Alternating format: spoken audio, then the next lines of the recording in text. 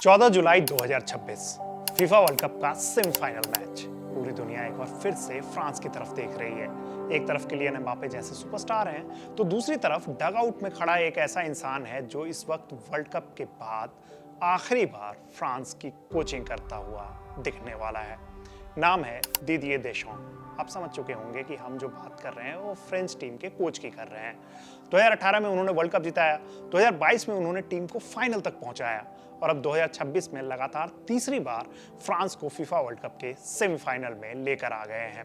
इस टूर्नामेंट से पहले ही देशॉम ऐलान कर चुके थे कि वर्ल्ड कप खत्म होते ही वो फ्रांस की टीम से अलग हो जाएंगे और अगले कोच जो है वो ज़िनेदिन ज़िदान हो सकते हैं। लेकिन क्या आप जानते हैं कि आज जिस कोच की पूरी दुनिया तारीफ कर रही है, एक वक्त उसी इंसान पर अपने ही देश में सबसे ज्यादा सवाल उठे थे।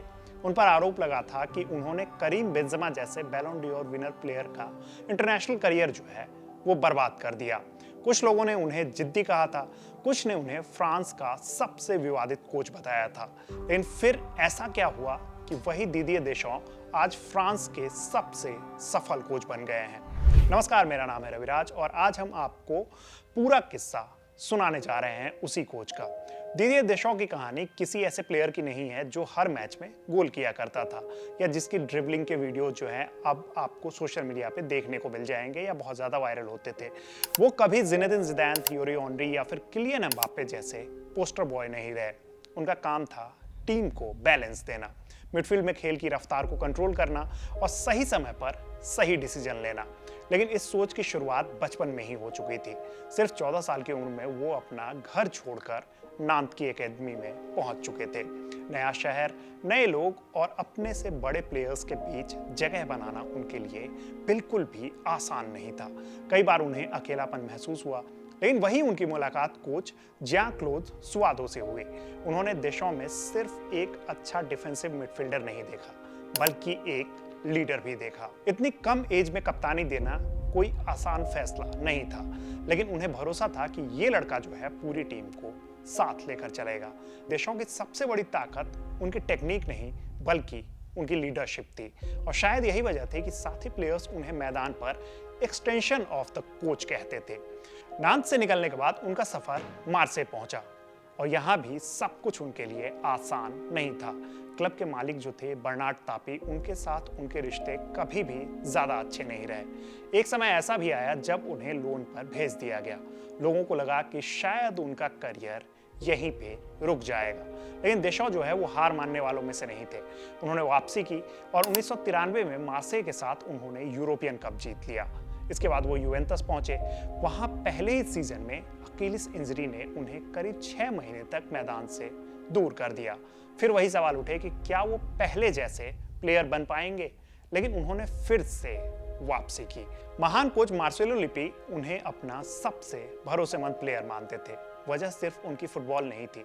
लिपी कहते थे कि देशॉम मैदान पर पूरे मैच को बहुत आराम से रीड कर लेते थे और कोच की सोच को प्लेयर्स तक वो सबसे बेहतर तरीके से पहुंचाते थे।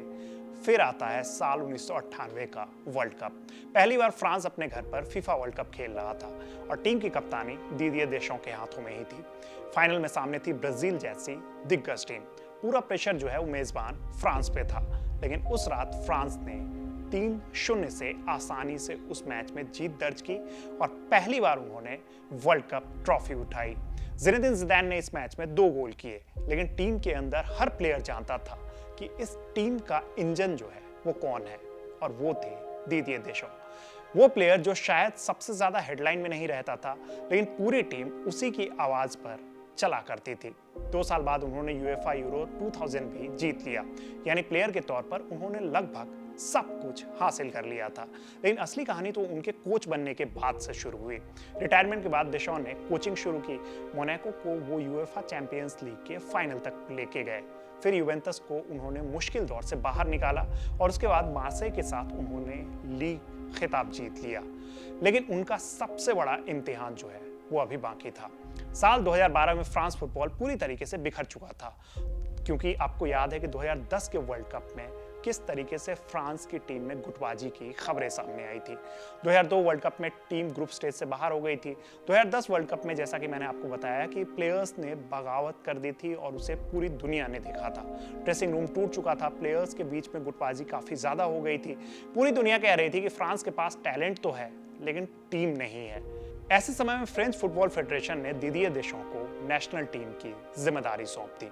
उन्होंने आते ही साफ कर दिया कि टीम में सिर्फ नाम नहीं चलेगा, जो प्लेयर टीम के लिए खेलेगा वही टीम में रहेगा, चाहे वो कितना बड़ा सुपरस्टार क्यों ना हो। शुरुआत में उनकी इस सख्ती की खूब सारी आलोचना भी हुई, लेकिन बाद में यही फ्रांस की टीम की सबसे बड़ी ताकत बन गई। देशों की कोचिंग में फ्रांस ने नई पहचान बनाई। 2014 के फीफा वर्ल्ड कप में टीम क्वार्टर फाइनल तक पहुंची, जहां उन्हें ब्राजील से हार का सामना करना हुआ। 2016 यूएफा यूरो के फाइनल में पहुंचे, लेकिन वहां उन्हें पोर्टुगल ने हरा दिया। उस हार ने देशों की सोच और मजबूत कर दी। उन्होंने समझ लिया कि बड़े टूर्नामेंट सिर्फ खूबसूरत फुटबॉल से नहीं बल्कि डिसिप्लिन और गेम मैनेजमेंट से जीते जाते हैं। फिर आया साल 2018 का फीफा वर्ल्ड कप। पूरी दुनिया एम्बापे की रफ्तार देख रही थी, लेकिन फ्रांस देशों के प्लान पे काम कर रहा था। हर प्लेयर अपना रोल जो है वो बेहतर तरीके से जानता था। नतीजा ये हुआ कि फ्रांस ने फाइनल में क्रोएशिया को हराकर दूसरी बार वर्ल्ड चैंपियन बनने का सपना पूरा कर लिया। इस जीत के साथ देशों उन चुनिंदा लोगों में शामिल हो गए जिन्होंने एक प्लेयर और कोच दोनों के रूप में फीफा वर्ल्ड कप जीता। एक उनमें से थे फ्रांस बेकेनबाउ। लेकिन इसी दौर में एक विवाद लगातार उनका पीछा करता रहा। वो विवाद था करीम बेंजेमा का। 2015 में मैथ्यू बाल्बुएना ब्लैकमेल केस के बाद बेंजेमा फ्रांस की टीम से बाहर हो चुके थे। इसके बाद देशों ने भी उन्हें लगातार टीम में नहीं चुना। दूसरी तरफ बेंजेमा रियल मैड्रिड के लगातार गोल कर रहे थे, चैंपियंस लीग जीत रहे थे और दुनिया के सबसे खतरनाक स्ट्राइकर्स में उनकी गिनती हो रही थी। लोगों ने उस समय सवाल उठाने शुरू कर दिए कि आखिर दुनिया का इतना बड़ा प्लेयर फ्रांस के लिए क्यों नहीं खेल रहा। 2016 में बेंजेमा ने तो यहां तक कह दिया था कि देशों ने देश के एक नस्लवादी वर्ग के दबाव में ये फैसला लिया है। इस बयान ने पूरे फ्रांस में बहस छेड़ दी थी। देशों ने आरोपों को खारिज कर दिया था, लेकिन दोनों के रिश्ते पहले जैसे नहीं रहे थे। 2021 में बेंजेमा की टीम में वापसी होती है। करीब 6 साल बाद उन्होंने फिर से फ्रांस की जर्सी पहनी। इसके बाद 2022 में उन्होंने बैलोन d'Or जीत लिया और वो दुनिया के नंबर 1 प्लेयर बन गए। हर किसी को उम्मीद थी कि वो वर्ल्ड कप में फ्रांस की सबसे बड़ी ताकत होंगे, लेकिन टूर्नामेंट शुरू होने से ठीक पहले ट्रेनिंग के दौरान उन्हें चोट लग गई और उन्हें स्क्वाड से दूर हटना हुआ। फ्रांस बिना बेंजेमा के ही फाइनल तक पहुंच गया। इस दौरान खबरें आने लगी कि वो जो है फाइनल मुकाबले से पहले फिट हो चुके हैं और वो फाइनल मुकाबला जो है वो खेल सकते हैं, लेकिन देशों ने उन्हें वापस नहीं बुलाया और वही यहीं से विवाद फिर से शुरू हो गया। कई फॉर्मर प्लेयर्स और फ्रेंच मीडिया ने सवाल उठाया कि अगर कोई प्लेयर फिट था तो उसे मौका क्यों नहीं दिया गया, और अगर उसमें वो प्लेयर बेंजेमा जैसा प्लेयर है जो उस समय दुनिया के सबसे बेहतरीन प्लेयर्स में से एक है, उनका तालमेल जो है वो किलियन एम्बापे के साथ बेहतरीन था, तो फिर उन्हें टीम में क्यों नहीं बुलाया गया। बाद में बेंजेमा ने इंटरनेशनल फुटबॉल से संन्यास ले लिया और देशों एक बार फिर से निशाने पर आ गए। लेकिन अगर सिर्फ नतीजों की बात करें तो दिदिये देशों के सामने बहुत कम कोच टिकते हैं। उनके कार्यकाल में फ्रांस ने 2014 वर्ल्ड कप का क्वार्टर फाइनल खेला, 2016 का यूरो फाइनल खेला, 2018 फीफा वर्ल्ड कप जीता, 2021 यूएफा नेशंस लीग जीती, 2022 फीफा वर्ल्ड कप का फाइनल खेला और अब 2026 में लगातार तीसरी बार वर्ल्ड कप के सेमीफाइनल में पहुंच गया है। इंटरनेशनल फुटबॉल में इतनी कंसिस्टेंसी बहुत कम टीमों ने दिखाई है। इसकी सबसे बड़ी वजह यही है कि देशों ने कभी भी सिर्फ स्टार प्लेयर्स पर भरोसा नहीं किया, उन्होंने हमेशा सिस्टम पे भरोसा किया और इसका सबसे बड़ा उदाहरण ओलिवियर जिरू है। 2018 वर्ल्ड कप में जिरू एक भी गोल नहीं कर पाए थे, यहां तक कि उनका एक शॉट टारगेट पे भी नहीं गया था। सोचिए कि कोई स्ट्राइकर है टीम का और वो गोल भी नहीं कर पाए तो कितने सारे सवाल उठाए गए होंगे। लेकिन देशों ने उन्हें एक मैच के लिए भी बाहर नहीं किया, क्योंकि वो जानते थे कि जिरू डिफेंडर्स को अपने साथ बांध कर रखते हैं। यानी कि उनका ऑफ द बॉल मूवमेंट जो था वो कमाल का था, जिससे एम्बापे और ग्रिजमान को स्पेस मिलता है। बाहर से देखने वालों को ये फैसला गलत लगा, लेकिन आखिर में यही फैसला सही साबित हुआ और ट्रॉफी फ्रांस ने उठाई। आज जब फ्रांस एक बार फिर से फीफा वर्ल्ड कप के सेमीफाइनल में है तो ये सिर्फ किलियन एम्बापे की कहानी नहीं है, ये उस कोच की कहानी है जिसने पिछले 1.5 दशक में फ्रांस की पूरी टीम की पहचान बदल दी। फ्रैंक रिबेरी और ह्यूगो लॉरिस के दौर से लेकर एम्बापे, ऑरेलियन चुआमेनी और विलियम सलीबा जैसी नई जनरेशन तक प्लेयर्स लगातार बदलते रहे, लेकिन कभी भी फ्रांस की पहचान जो है वो नहीं बदली।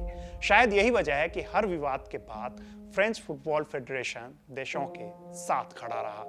अब ये वर्ल्ड कप उनके करियर का आखिरी अध्याय है। अगर वो विदाई से पहले फ्रांस को एक और वर्ल्ड कप जिता देते हैं तो उनका नाम फुटबॉल इतिहास के सबसे महान इंटरनेशनल कोचेस में हमेशा के लिए दर्ज हो जाएगा। और अगर ऐसा नहीं भी होता है तब भी उनके रिकॉर्ड जो हैं खुद उनकी कहानी कह देंगे। तो ये थी दीदी देशों की कहानी। ये कहानी आपको कैसी लगी हमें कमेंट बॉक्स में जरूर बताइएगा। इस वीडियो को शूट किया है नकुल जी ने। मेरा नाम है रविराज। देखते रहिए कड़क। धन्यवाद।